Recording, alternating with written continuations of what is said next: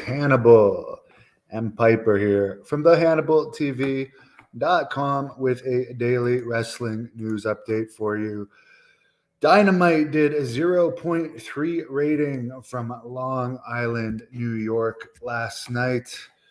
The Auschwitz Memorial Museum is apparently pissed at the WWE over putting up an image of a Nazi concentration camp used in a video on the WrestleMania pre-show to promote Rey Mysterio versus Dominic Mysterio's match. I still don't get the jail connection to Dominic Mysterio. I admit that match was actually one of the better matches of WrestleMania Night 1.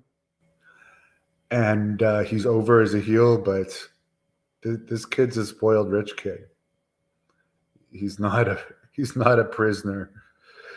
Apparently, the image of the camp was accompanied by Dominic talking about having spent time in prison.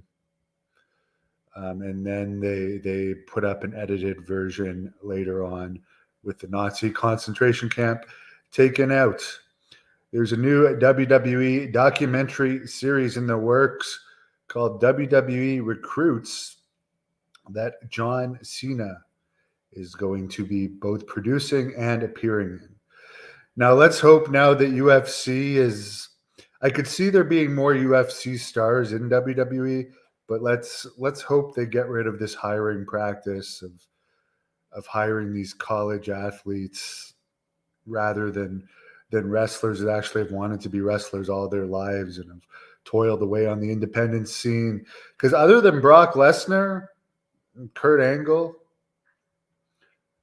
I guess to a lower level, Shelton Benjamin, how many of these college athletes have actually become top stars? Very few. I can understand doing it here and there, but who knows how things are going to change with UFC involved. Are we going to see Dana White as an on-screen character in WWE?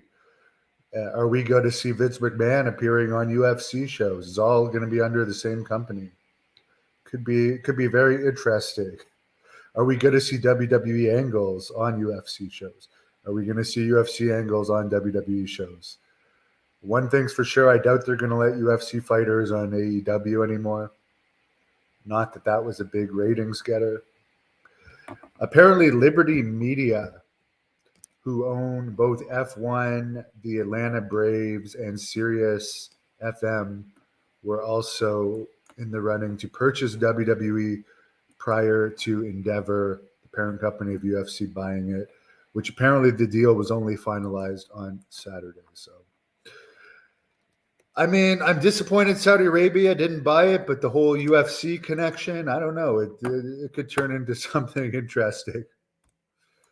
And we know that McMahon is back running things, and it's going to be interesting to see how long it takes before he appears on screen again. I'm sure it's only a matter of time. And hey, I've watched enough of it lately to be bored enough to say if I have to watch another episode, who knows? Maybe I will watch SmackDown tomorrow.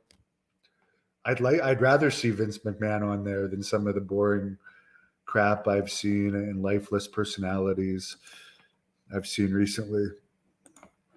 Someone says, don't spend 72 hours in the country he's institutionalized. I don't know what you mean. Hey, the snowstorm finally ended here today. Thank God. That was brutal yesterday. Lovely weather here in Canada.